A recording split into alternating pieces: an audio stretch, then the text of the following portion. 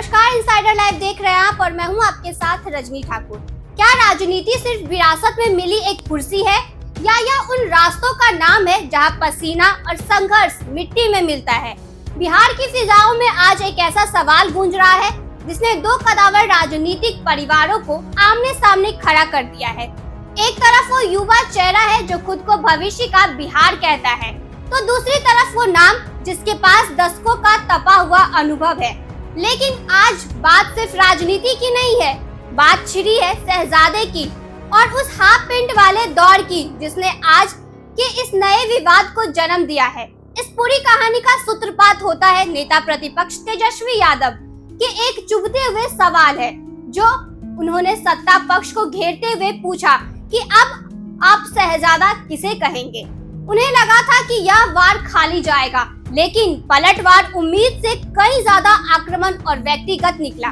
जीतन राम मांझी के सुपुत्र और बिहार सरकार के मंत्री संतोष सुमन ने न केवल इस चुनौती को स्वीकारा है बल्कि तेजस्वी के पूरे राजनीतिक सफर पर ही सवालिया निशाना खड़ा कर दिया है। संतोष सुमन के शब्दों में एक ऐसी करवाहट थी जो वर्षों से दबे एक अनुभव से निकल रही थी। उन्होंने इतिहास का वो पन्ना पलटा जब तेजस्वी यादव महज एक बालक थे और हाफ पेंट पहना करते थे। सुमन का कहना है कि जब तेजस्वी खेल कूद में व्यस्त थे तब वो राजनीति की तपती धूप में बीजेपी और एबीवीपी के साधारण कार्यकर्ता के रूप में लाठियां खा रहे थे और संघर्ष कर रहे थे। उन्होंने एक बहुत ही गंभीर और चुभते वाला उदाहरण दिया।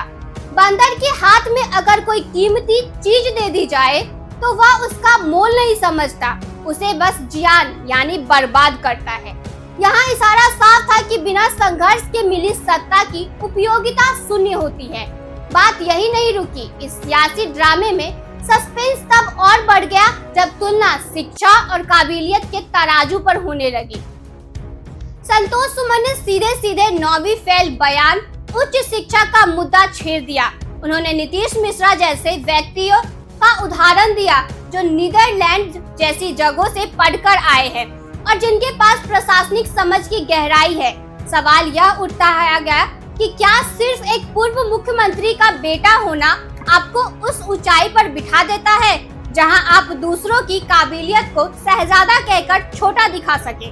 क्या यह तेजस्वी यादव की हताशा है जो उन्हें ऐसे बयानों पर मजबूर कर रही है? संतोष सुमन ने साफ लहजे में पूछा कि जब आप रातों रात बिना किसी जमीनी संघर्ष के सीधे डिप्टी सीएम की मखमली कुर्सी पर काबिज हुए, तब आपको परिवारवाद के कांटे क्यों नहीं चुभे? क्या सत्ता का स्वाद मिलते ही सिद्धांतों की परिभाषा बदल जाती है? बिहार की राजनीति का यह अध्याय अब एक ऐसे मोड़ पर है जहां मर्यादा और तंज के बीच की लकीर धुंधली पड़ गई है। एक तरफ विरासत का गौरव है तो दूसरी तरफ संघर्ष का गुरूर। संतोष सुमन के इस अग्रेसिव अवतार ने तेजस्वी यादव को बैक फुट पर धकेलने की कोशिश की है। अब देखना है कि क्या तेजस्वी यादव इस हाफ पेंट वाले तंज को अपनी उपलब्धियों से धो पाएंगे या फिर परिवारवाद का यह जिन्न उन्हें आने वाले चुनावों में और भी ज्यादा परेशान करेगा। आपकी क्या राय है? क्या राजनीति में संघर्ष मायने रखता है या फिर विरासत ही सबसे बड़ी शक्ति है? अपनी राय कमेंट सेक्शन में जरूर साझा करें।